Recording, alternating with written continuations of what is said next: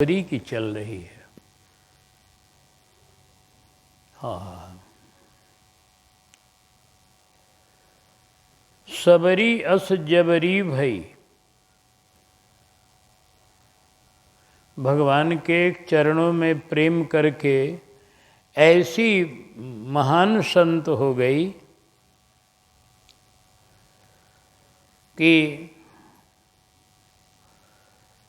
सबरी अस जबरी भई साची प्रीति उरधारी। कुटिया में आए खिंचे करुणा सिंधु खरारी।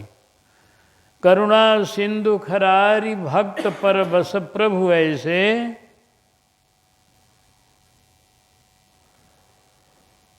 करुणा सिंधु खरारी भक्त पर बस प्रभु ऐसे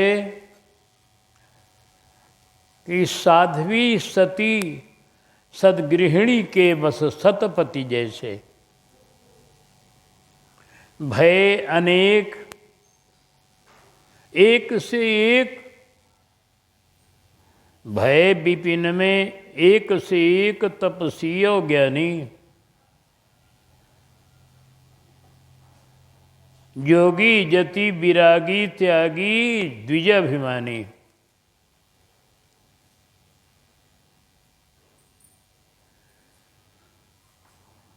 प्रेम पुजारी यस प्रभो सबकी कुटी विसारे। और सबरी पे आए खींचे करुणा सिंधु खरारे। तो भगवान सबरी मैया को इतना प्यार किए, इनकी कथा हम सुन रहे हैं। ये अपने घर से पाप पूर्ण विवाह को ठुकराकर, जिस विवाह में हजारों हत्या होने जा रही थी पशुओं की, उन पशुओं का बंधन काटकर उनको हत्या से बचाकर और फिर उनकी हत्या न हो, इसलिए सबरी घर छोड़कर भाग चली। भागते भागते ऐसे जंगल में चली आई, इतनी दूर चली आई कि घर के लोग अब उनको खोज कर भी प्राप्त नहीं कर सके। पंपा सरोवर के नज़दीक आ गई, जहाँ पर मतंग जी नाम करके बड़े एक अच्छे महात्मा रहते हैं। मतंग जी की वो सेवा करने लगी। रात्रि में लकड़ी का बोझा रखने लगी, फल फूल रखने लगी, पत्तल दोना रखने लगी, कुटिया बहारने लगी। रात्रि में छिपे छिपे सेवा करने लगी। मतंग जी ने जब उस छिपे सेवक को देखा कि कोई छिपे हुए सेवक सेवा कर रहा है, तब उनके मन में बड़ी उमंग आई कि कौन ऐसा भक्त पहुंच गया इस जंगल में जो इतना महान हृदय का है कि जिसको प्रतिष्ठा की लालसा नहीं है, जो सेवा छिप के कर रहा है। उसको पकड़ो। चेले लोगों को पकड़ने के लिए कह दिया।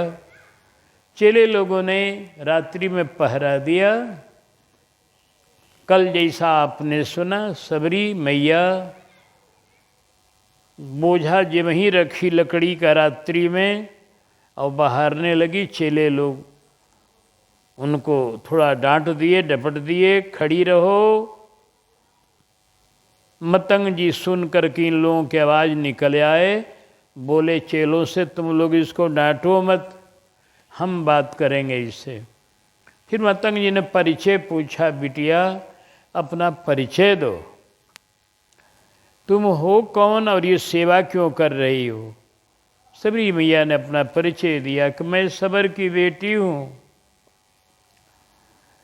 और मेरे विवाह में पशुओं की हत्या होने वाली थी। मैंने उनका बंधन काट दिया और मैं भागते भागते यहाँ तक आपकी शरण में आ गई हूँ। और मैं वृक्षों के तले अपना गुजारा कर लेती हूँ। आप सब संतों का दर्शन यहाँ हो जाता है, हृदय में बड़ा आनंद है और अब प्रभु के भजन की लालसा है। बस प्रभु के स्मरण की लालसा है। ये मैया सबरी ने कहा। लहू दर्शन चहूँ राम सुमिरन हूँ। राम सुमिरन को चाहती हो तुम? हाँ गुरुदेव, मैं राम, उस राम को जो रम रहे हैं सब जगह, जिनका नाम राम है, जो कण कण में रम रहे हैं सब जगह, ऐसे रमने वाले राम को देखने की मन में भावना हो रही है मेरे। उसी लिए मैं आपकी सेवा कर रही हूँ कि आप संत हैं, आपका आशीर्वाद हो जाएगा, आपकी कृपा हो जाएगी, तो राघव का दर्शन हो जाएगा। यह बात सुन करके मुनि जी बड़े मगन हुए कि ऐसी लालसा सबको नहीं होती। ऐसी लालसा तो किसी बड़भागी को होती है। और लोगों को लालसा तो धन की है, संपत्ति की है, प्रतिष्ठा की है, बेटा की है, बेटी की है, नाती की है, दुनिया के सुख की है। और इसको लालसा भगवान से मिलने की है। यह लालसा तो बड़ी बड़भागी को होवे। यह बड़ी बड़भागिनी है। और बड़े प्रसन्न होकर उन्होंने उनको मंत्र दिया, अपने कुटिया में ही निवास दिया। का वृक्षों के तले अब नहीं निवास करना है, तुम महान भक्त हो, तुम्हारे जैसे भक्त के लिए मैं स्थान अपने कुटिया में, अपने आश्रम के क्षेत्र में दे रहा हूँ। जैसे और चेले हमारे रह रहे हैं, वैसे तुम भी इसी आश्रम के एक कोने में, एक जगह तुम भी रहो। उस सबरी को आश्रय दे दिया। कितने दयालु संत हैं मतंग जी। एक अनाथ को आश्रय देना, एक भक्त को आश्रय देना, एक गरीब को आश्रय देना, कितना महान कार्य है। हाँ, बड़े लोगों को तो सब आश्रय दे देते हैं, लेकिन एक गरीब को आश्रय सब नहीं देते, बड़ी महान हृदय वाले देते हैं। तो आज मतंग जी ने अपनी महानता का परिचय दिया, सबरी को स्थान दे दिया। यहाँ तक कथा आप कल सुन चुके हैं। थोड़ी सी पीछे कथा इसलिए मिला दिया जाता है संक्षिप्त रूप में कि जो कल नहीं आए थे वो भी इस कथा को समझ लें। अब आगे विस्तृत रूप से आगे का प्रसंग आप सुनने जा रहे हैं। छेला बना लिए, मैया के मन में बड़ा हुलास हो गया। मैया अब गुरु जी की कथा बैठकर सुनने लगी, उपदेश सुनने लगी, भगवान की अब चर्चा सुन करके और मन भगवान में लगने लगा। इधर तो कुटिया में सबरी के आने से आनंद की एक तरंग उठ गई है। सबरी को भी संतोष हो गया, कब मेरे को प्रभु मिलेंगे, जब ऐसे महात्मा की कृपा हो गई। भयो सबरी के मन संतोष, किए मुनिगण मतंग प्रतिरोष। भयो सबरी मन संतोष, किए मुनिगण मतंग प्रतिरोष। किए मुनिगण मतंग प्रतिरोष। किए मुनि बहिष्कृत किन्हें मढ़ी के दोष। गई माया ते बुद्धि हरी। बहिष्कृत किन्हें मढ़ी के दोष। गई माया ते बुद्धि। गई माया ते बुद्धि हरी। गई माया ते बुद्धि हरी। गई माया ते बुद्धि हरी। गई माया ते बुद्धि। प्रेम के साँचे परखनहार। भजुर मन रघुबर राम हरि।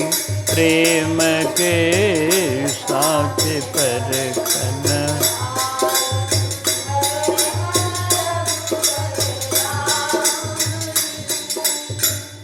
जितने महात्मा थे उस जंगल में, सभी लोगों ने विरोध कर दिया मतंग जी का। होता ऐसा है, विरोध भी होना भगवान की कृपा ही हमारे यहाँ मानी जाती है, क्योंकि विरोध नहीं होगा तो महिमा नहीं फैलेगी। जिस संत का विरोध होता है उसी की महिमा फैलती है। आज मीरा का विरोध हुआ तो मीरा की महिमा घर घर में व्याप गई है। प्रहलाद का विरोध हुआ, हिरण्यकशिपु ने विरोध किया तो उनकी महिमा और बढ़ती गई। तुलसीदास का विरोध हुआ, उनका रामायण का महिमा, उनके ग्रंथ की महिमा और बढ़ती गई। आज रामचरितमानस घर घर में विरोध करने से, तो विरोध होने से हानि नहीं होती है भक्त की, विरोध होने से उसकी महिमा का विस्तार होता है। दुनिया में सब लोग उसको जानते हैं, जान जाते हैं। विरोध क्या है? एक तरह से परीक्षा है। परीक्षा के बाद ही तो पता चलता है कौन कितना आगे बढ़ा है। परीक्षा न विद्यार्थी की हो तो क्या पता चलेगा कि कितना प्रगति किया है। इसीलिए परीक्षा फल का नाम है प्रगति पत्र। तो ये विरोध होना भी भगवान की कृपा ही है। सबरी मैया का विरोध शुरू हुआ और मतंग जी का लोगों ने विरोध कर दिया, उनको अपने भवद्दी से निकाल दिया। भवद्दी आप जानते होंगे ना, पहले के ज़माना का बड़ा भारी दंड था। यह अपनी पंक्ति से उनको निकाल दिया लोगों ने कि अभी हम लोगों के साथ बैठकर नहीं पा सकते।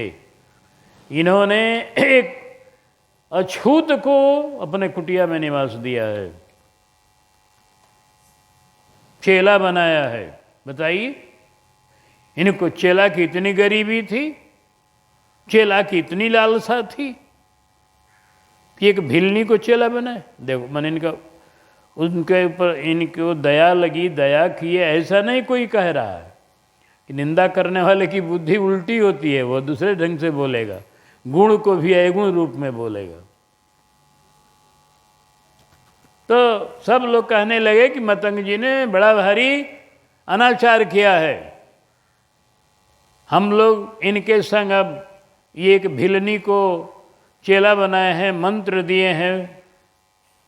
बताइए, एक अछूत को वैदिक मंत्र चाहे जो भी मंत्र दिए हों, तो ये लोगों को बड़ा विरोध किया। लोगों ने कहा ये ठीक नहीं है।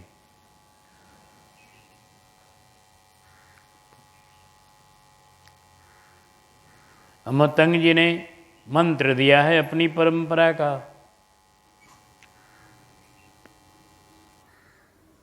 उनकी परंपरा का मंत्र श्री राम नाम होगा और क्या होगा, जो भी हो मंत्र दिया है। लोगों ने कहा यह एकदम बिल्कुल अनर्थ किया है, इन्होंने मनमानी किया है। हम सब संतों से पूछा भी नहीं, अपने मन का होकर तुरंत उसको मंत्र दिया, तुरंत अपने कुटिया में वास दे दिया। हम लोग अब उनको अपने समाज से बहिष्कृत करते हैं। बहिष्कृत किन्हें? मढ़ी के दोष। क्यों? गुरु जी ने व्याख्या किया, गई माया ते बुद्धि हरी। इन लोगों की बुद्धि माया से हर ली गई। ये लोग भक्ति की महिमा नहीं समझ सके। भक्ति की महिमा सब नहीं समझते हैं, नहीं समझे।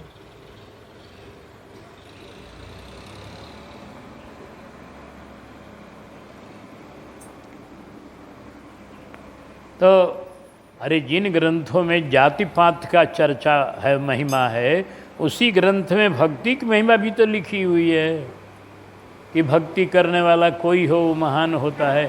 तो अब ये अपने मतलब की बात खाली समझे लोग, भक्ति की महिमा नहीं समझे। ग्रंथ में सबकी महिमा है जगह जगह पर। कहीं ब्राह्मण की महिमा भी है, कहीं भगवान के भक्तों की महिमा भी है। जगह जगह पर प्रतिष्ठा सबको दी गई है और उसका एक ढंग बताया गया है कौन कैसे महान होगा। हरि की भक्ति एक ऐसी चीज़ है कि यह जिसमें भी आ जाएगी उसकी महिमा बढ़ जाएगी।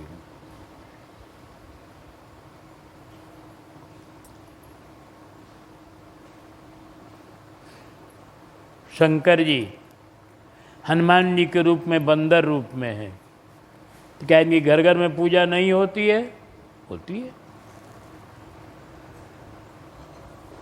शरीर को देखा जाएगा तो हनुमान जी एक बंदर के रूप में है, लेकिन इनको शरीर के रूप में नहीं देखा जाता है, भगवान के महान भक्त के रूप में, भक्त शिरोमणि के रूप में, एक आचार्य के रूप में हनुमान जी का दर्शन हम लोग करते हैं। शरीर बंदर का है तो है, उससे क्या लेना देना। सबरी का अगर शरीर एक कोल भील का है तो है, उससे क्या लेना देना है। उसकी भक्ति जो है वो महान है।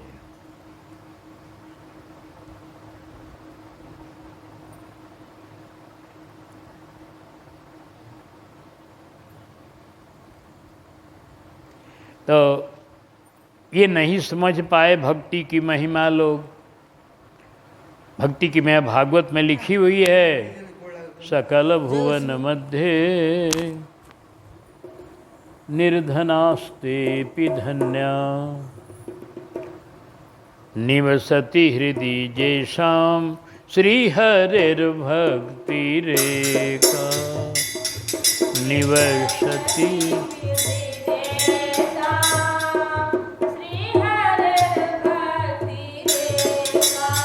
हरिरपि निज लोकम सर्वथाथो विहाय प्रविशति हृदि तेषां भक्ति सूत्रोपनद्ध प्रविशति हृदि तेषां भक्ति सूत्र।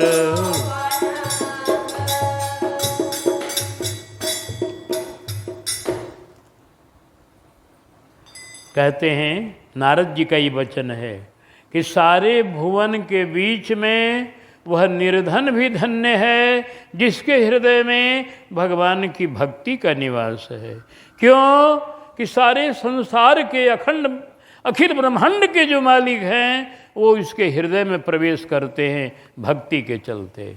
निवसति हृदय तेषाम भक्ति सूत्रोपनद्ध है।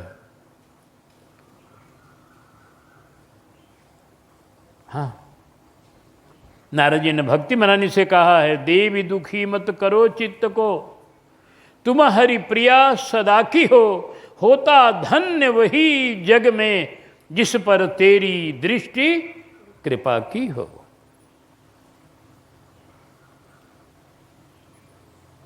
भक्ति की कृपा हो गई वो धन्य हो जाता है।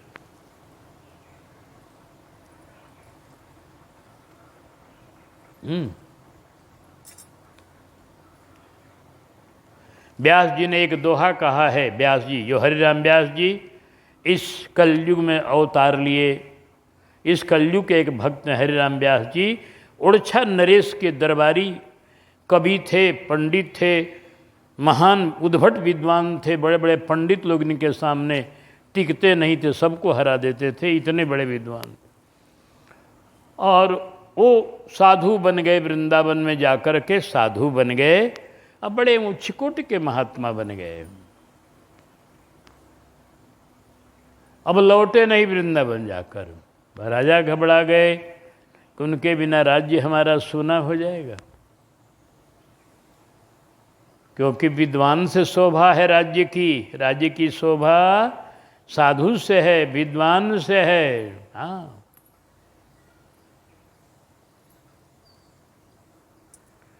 तीन सजावत जगत को। कौन कौन? सती संत और सूर। सती संत और सूर। सती नारियां घर घर में हो तो वह देश बड़ा महान होता है। असंत हो, सती संत और सूर बने वीर, ये तीन से जगत की शोभा बढ़ती है।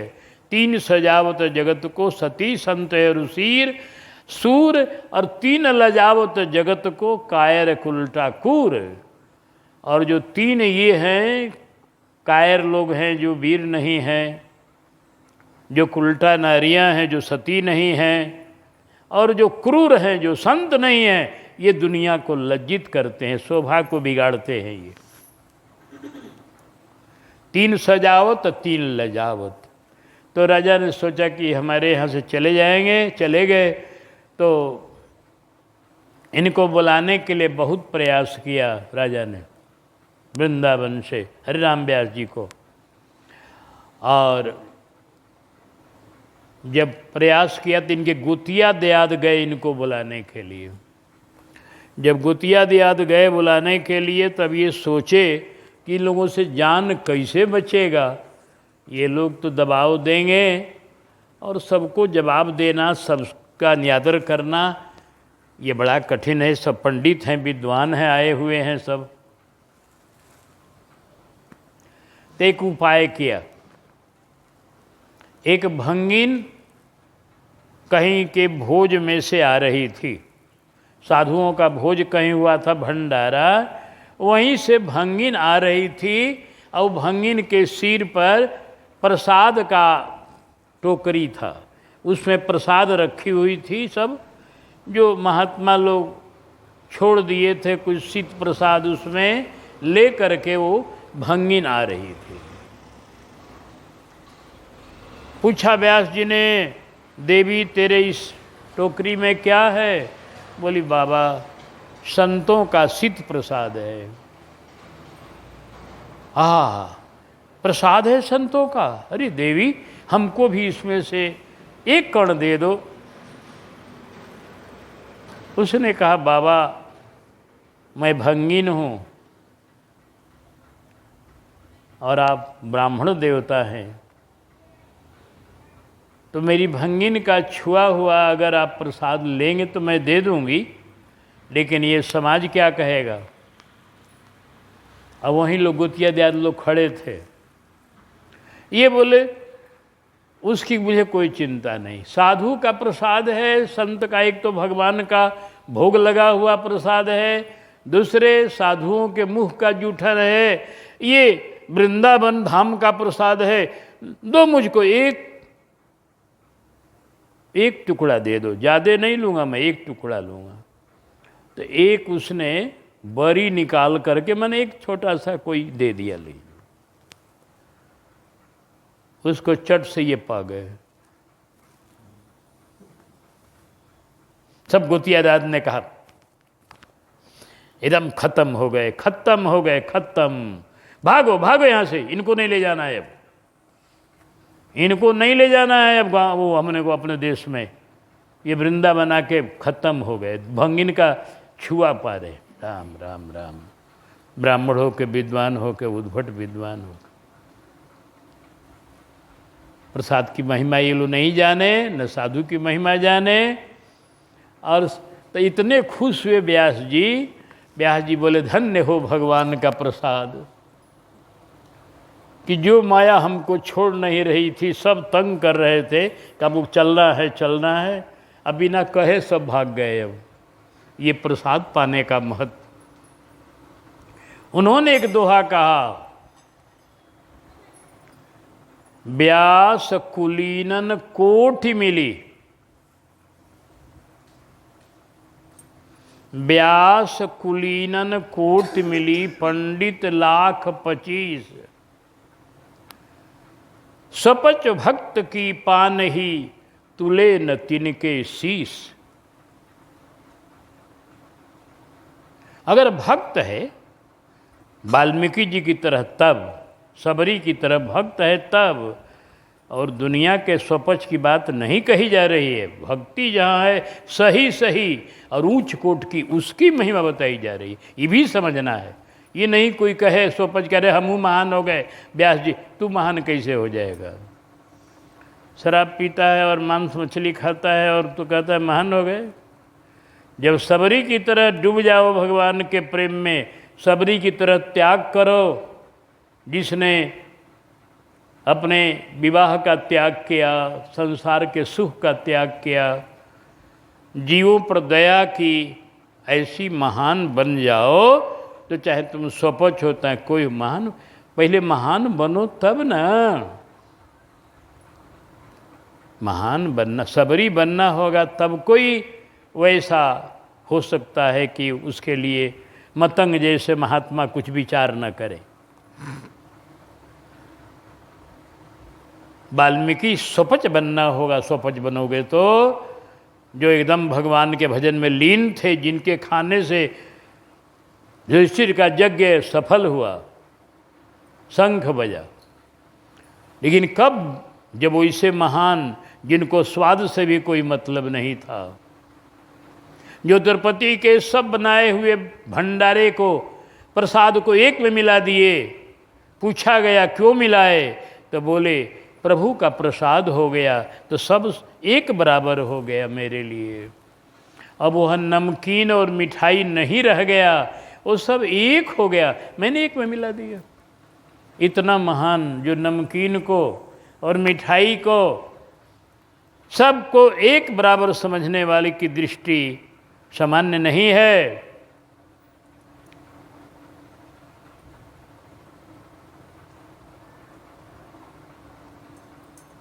तो पहले वाल्मीकि स्वपच कोई बने तब वह स्वपच होकर महान होगा। खाली मुंह से कहने से नहीं होगा, वैसा दिल होगा, वैसी भक्ति होगी तब। कथा कहने में बड़ी संभाल रखना होता है। बहुत लोग कथा से भटक भी जाते हैं, सोचते हैं कि अरे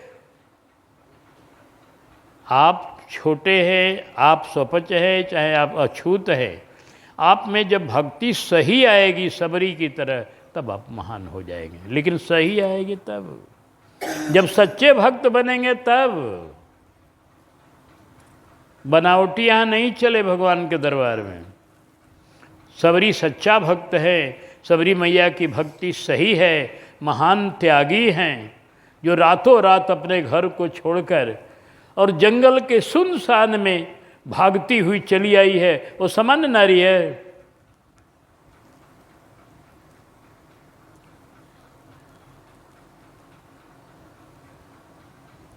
जंगल का नाम सुनते कलेजा कांप जाता है। आ वहीं हैं, अब उस जंगल में वो रात्रि में भागती हुई चली आई है, इतना उसको प्रेम है भगवान में। तो उस सबरी की तरह जो बन जाएगा वो महान होगा। सब नहीं हो जाएंगे, न सब सबरी होंगे और न वाल्मीकि स्वपच होंगे। जो हो जाएंगे वो महान हो जाएंगे। पहले आप सबरी बनो, स्वपच बनो, वाल्मीकि स्वपच, तब आपको दुनिया आपको कहना नहीं पड़ेगा। वो तो प्रभाव होता है भक्ति का, अपने आप प्रभाव फैलेगा। उसके लिए निहोरा नहीं करना पड़ेगा, लड़ना नहीं पड़ेगा कहीं। भक्त लड़ता नहीं है। सबरी ने अपने को महान कभी नहीं माना, वो अपने को छोटा ही मानती रही, इसीलिए छिप छिप के सेवा करने लगी। ये मतंग जी की महानता है। कुछ दीन सबरी को आज अपने आश्रम में निवास दे दिया, मंत्र दे दिया। ये तो मतंग जी की महानता है। उसने अपने को महान नहीं माना। तो जो अपने को महान नहीं मानेगा वही महान होगा। बहुत गूढ़ तत्व है ये सब। तो इसलिए इन महात्माओं ने, जो महिमा भक्ति के नहीं समझने वाले थे, उन लोगों ने मतंग जी को बहिष्कृत कर दिया। अरे मतंग जी भी कोई साधारण महात्मा है नहीं। अगर उन्होंने जो किया है सो सोच विचार के किया है, कोई बिना विचारे नहीं कोई काम किया है। उनका विरोध करना इन लोगों के लिए ठीक नहीं था, लेकिन भगवान की कृपा, सबरी मैया की महिमा का विस्तार होना है, मतंग जी की महिमा का विस्तार होना है, इसलिए लोग विरोध किए। इसमें किसी का दोष नहीं है। किसी का दोष देखना ये वक्ता का धर्म भी नहीं है। किसी का दोष नहीं होता है कहीं। जितनी घटनाएं घटती हैं भक्तों के जीवन में, वो भगवत लीला से, जग के सब व्यवहार में हरि की इच्छा जान, जिनके सभी प्रबंध में हम सबका कल्याण। ध्रुव चरित्र में ये गुरु जी ने दोहा लिखा है मैया सुनीति ने ध्रुव जी को सुनाया है कि जग का जितना व्यवहार है प्रभु की इच्छा से होता है। ऐ बेटा ये जान लो सब में कल्याण है। अगर मुनियों ने विरोध किया है सबरी मैया का तो यह भी प्रभु की इच्छा से और उसमें कल्याण है मैया का। क्या कल्याण है आगे सुनिएगा, चरित्र में आएगा। तो मुनियों ने विरोध किया और अपने पंगति से निकाल दिया। मैया सबरी बड़ी समझदार नारी है, ये कोई भील की बेटी भर है, इसकी बुद्धि बहुत ऊंची है। ये सोचने लगी कि हमारे गुरुजी का अपमान हो गया मेरे चलते, मैं इनके आश्रम में आ गई और मैं इनकी सेवा की, इसी के परिणाम में इन गुरुजी का लोगों ने बहिष्कार कर दिया। ये तो बड़ी दुख की बात है कि मेरे चलते इतने बड़े महात्मा का समाज से बहिष्कार कर दिया गया। निरख के गुरुवर के अपमान, और क्या है, निरख के गुरुवर का अपमान, भय सबरी के व्याकुल प्राण। निरख के गुरुवर के अपमान, भय सबरी के व्याकुल प्राण। भय सबरी के व्याकुल प्राण, भय सब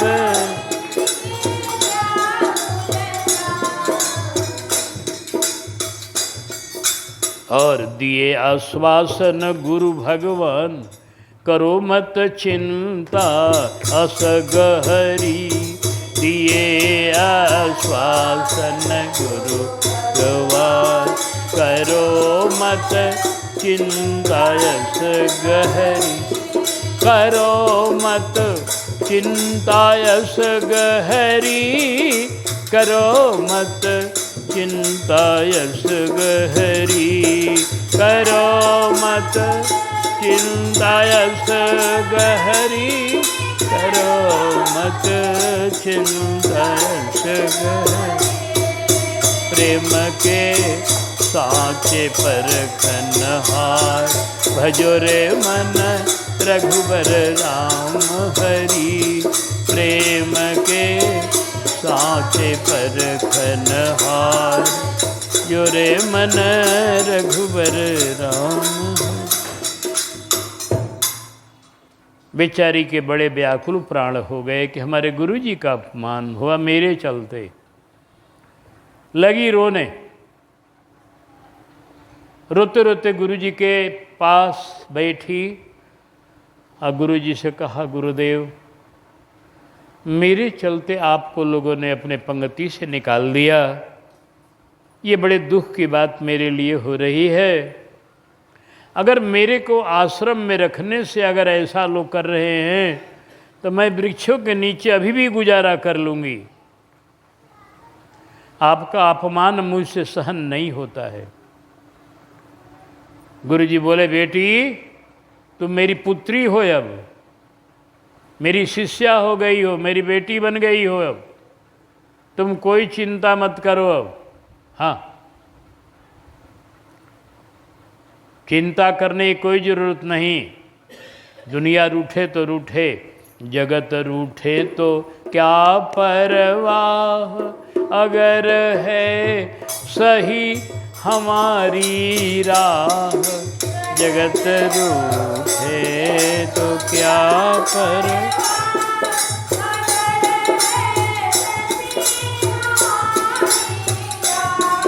अगर है सही हमारी राह, अगर है सही हमारी राह। भगत की महिमा अगमय अथाह, जानकी नाह बाह पकड़ी। भगति की महिमा अगमय अथाह,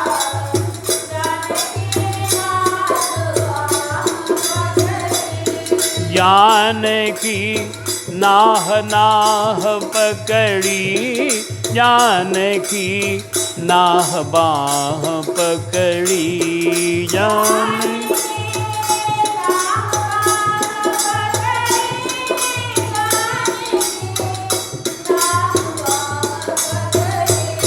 प्रेम के साचे परखनहार, भजो रे मन रघुबर राम हरि।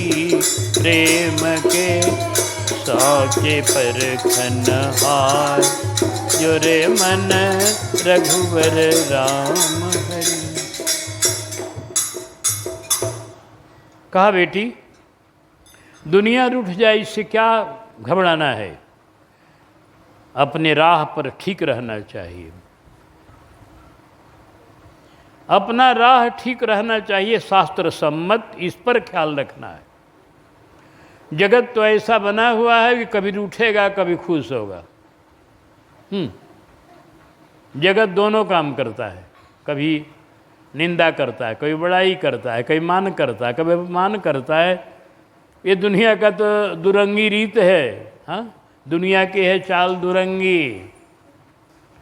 कब कौन रंग बदलेगा, कब कमन हवा बहेगी कोई ठीक नहीं, कब पूर्वा हवा पछिया हो जाएगी कोई पता नहीं। दुनिया का रंग ऐसा ही है, तो इस दुनिया के चक्कर में नहीं पड़ना है। हाँ, अपने राह पर ठीक रहना। हमारा राह अगर सही है, हम अगर वेद सम्मत राह पर चल रहे हैं, तो हमें कोई घबराहट नहीं है बेटी। हाँ, भगत की महिमा अगम अथाह है, हमने उसको समझ करके तुमको अपनाया है। मैं ना समझी में नहीं अपनाया मैंने। हमारे बाह को जानकी नाथ पकड़े हुए हैं, हम उनके शरण में हैं, तुमको उनके शरण में हम डाले हैं। फिर डरना कोने बात का, किसी से कुछ नहीं। रूठे क्यों न राजा, जासो कछु नहीं काजा। एक तो सो महाराजा, और कौन को सराहिए। रूठे क्यों न शत्रु मित्र, रूठे क्यों न शत्रु मित्र, रूठे क्यों न कलत्र कोई। कोई भी रूठ जाए, एक रावरे चरण के ही आस जिए आइए। सारा जग रूठा, एक तू ही है अरूठा। जग चूमेगा अंगूठा, एक तू न रूठल चाहिए। एक प्रभु को रूठना नहीं चाहिए बेटी। वो प्रसन्न रहेंगे तो फिर जगत प्रसन्न हो जाएगा। जगत तो कह दिए कि जगत कभी मान करता है, कभी अपमान करता है, इसका रंग बदलते रहता है। तो इसलिए इसके घबराना नहीं है। अपना तो राह पर ठीक चलो, अपने राह पर तुम ठीक हो। तुम मंत्र को जप रही हो, जपते रहो। राम नाम को जपती हो, जपते रहो। राम का ध्यान करती हो, करते रहो। संतों की सेवा करती हो, करते रहो। रास्ता बहारती हो, बहारती रहो। और तुम जो भी सेवा संभाली हो, संभाली रहो। कोई तुमको घबराना नहीं है। मतंग जी ने जब इतना समझाया, उसमें आकाशवाणी हो गई। तुरंत भगवान ने आकाशवाणी किया कि मतंग जी ने बड़ी बढ़िया उपदेश दिया भिलनी को, और एक बहुत बड़ा कार्य किया इन्होंने सबरी को अपनाकर। इसलिए आकाशवाणी हुई कि जा रहे हो सेवा माही विमान। सुनी न भवानी तब ही कान, सुनी न भवानी तब ही कान। जाय रहो सेवा माही विमान, सुनी न भवानी। जाय रहो सेवा माही दिए सबरी को आश्रय दान। कीर्ति तव जगत माही पसरी, ये सबरी को आश्रय दान। कीर्ति कीर्ति तव जगत माही पसरी, कीर्ति तव जगत माही पसरी, कीर्ति तव जगत माही पसरी, कीर्ति तव जगत माही पसरी, कीर्ति तव जगत माही पसरी। प्रेम के साचे परखनहार, भजो रे मन रघुवर राम हरि, प्रेम के साचे परखनहार, भजो रे। आकाशवाणी हुई, मतंग जी विमान जा रहा है, इस पर आप हम चले आइए मेरे लोक में। आपने सबरी को आश्रय दे करके बड़ा भारी कार्य किया है, आपकी कीर्ति चारों तरफ व्याप जाएगी। अब आकाशवाणी हुई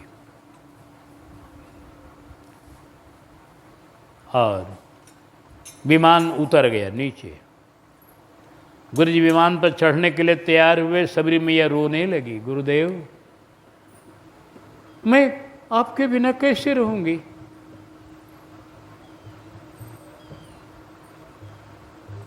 बिना गुरुदेव रहो किमि जाय, असह्य वियोग सहयो क्यों जाय, बिना गुरुदेव रहो क्यों जाय, असह्य वियोग कहो समझाय। कैसे रहूं गुरुजी, आपके बिना रहना कठिन है हमको, आपका वियोग सहन होना कठिन है। मैंने आपके चरणों में अपने को पूरा अर्पण कर दिया है गुरुदेव। रोने लगी। बोले बेटिया मैं छोड़ता नहीं तुमको, धाम जाता धाम ले जाता, लेकिन बात यह है छोड़ने का कारण कुछ है। कहे सबरी से बचन ललाम, जाए रहो मैं तो प्रभु के धाम, कहे सबरी से बचन ललाम, जाई रहो मैं तो प्रभु के धाम, जाय रहो मैं तो प्रभु के धाम, तेरी कुटिया में यही है राम, रहो सेवा में सतत हरि, तेरी कुटिया में।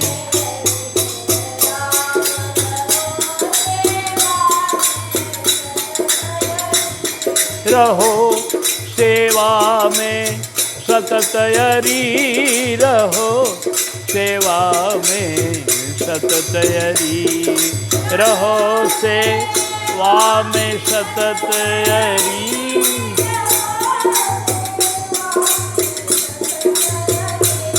प्रेम के साचे परखनहार, भजो रे मन रघुबर राम हरि, प्रेम के साचे परखनहार, भजो रे मन रघुबर राम।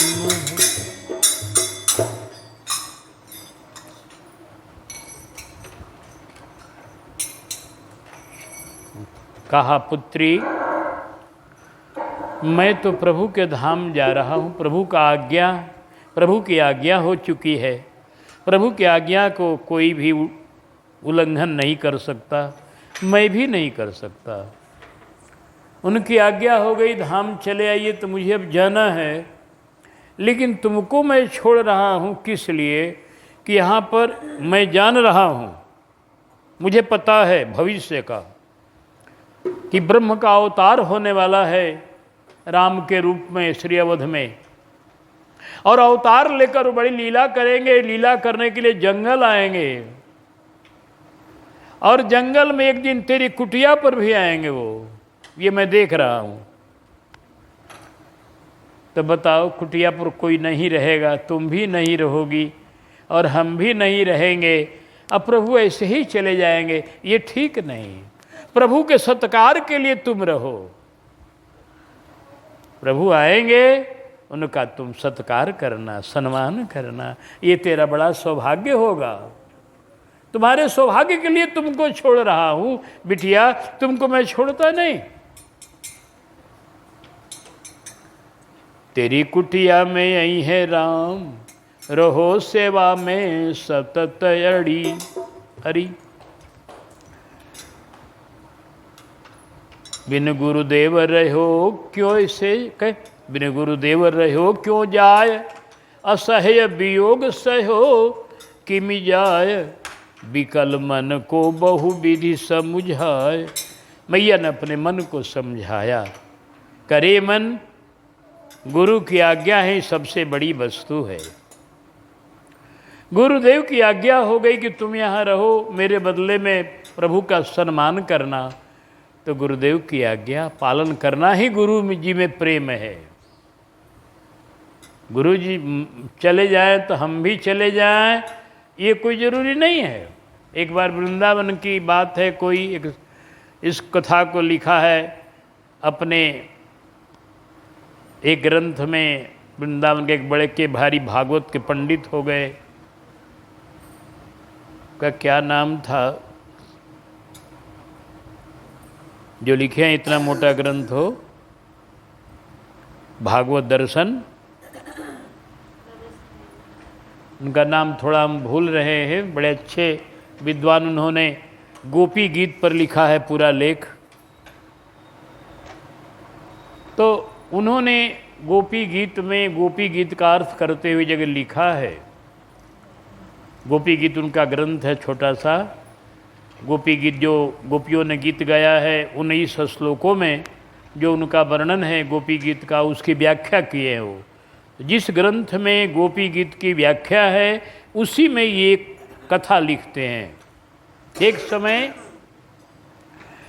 एक महात्मा थे और उनके चेले थे बड़े प्रेमी। तो जब गुरु जी का अंतिम समय आने लगा तो सब चेले घबरा गए और चेले लोगों ने कहा, गुरु जी के बिना हम लोग कैसे रहेंगे, इससे बढ़िया है गुरु जी के पहले ही हम लोग मर जाएं। गुरु जी के जाने के पहले हम ही लोग पहले शरीर छोड़ दें, किसी तरह से अनशन करके या जैसे भी। जब ये लोग निश्चय करने लगे तो एक दूसरे संत पहुँचे उसी समय, जो प्रेम के रहस्य को जानने वाले थे। उन्होंने कहा, अरे भैया ये सब क्या सोच रहे हो, गुरु जी से पहले तुम लोग शरीर छोड़ने को सोच रहे हो, तो ये बताओ तुम लोग गुरु जी को दुख देना चाहते हो कि सुख देना? ये तुम्हारा प्रेम है कि गुरु जी को अगर जाना होगा 10 दिन में तो 2 दिन में चले जाएंगे। सब चेला जब मर जाएगा तो चेला के दुख में वो भी दुखी हो जाएंगे। किसी का बेटा मर जाए पिता से पहले तो पिता सुखी होगा? बोलो।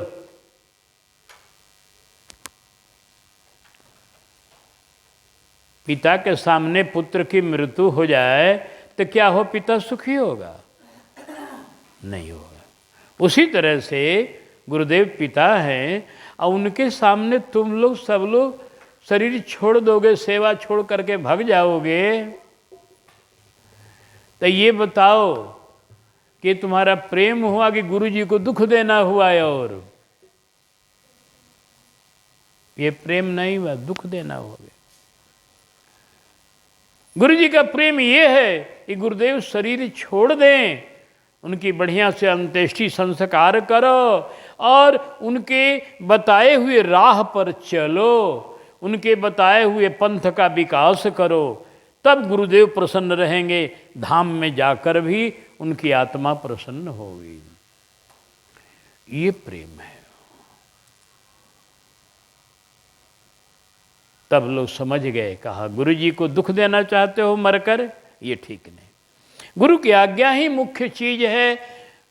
दुख तो होगा ही, दुख तो गुरु के जाने पर होगा।